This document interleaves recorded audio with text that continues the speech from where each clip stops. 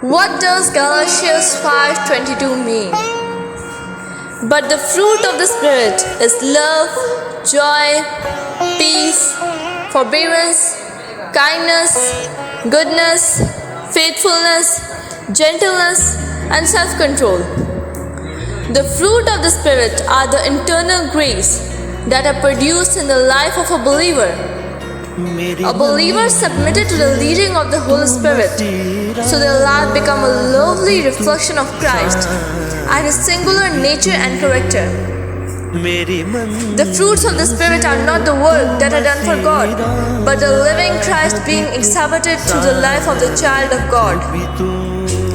The 9 graces that together comprises the fruit of the Spirit combine to display a perfect portrait of the Lord Jesus Himself. All are source of the fountainhead of God's love. The triplet of love, joy, and peace demonstrate an inner quality flowing through the whole life. The trio of the long-suffering, kindness, and gentleness are displayed in the gracious conduct towards others, while the trinity of the faithfulness, meekness, and self-control are hidden facts deep within that only God can truly discern.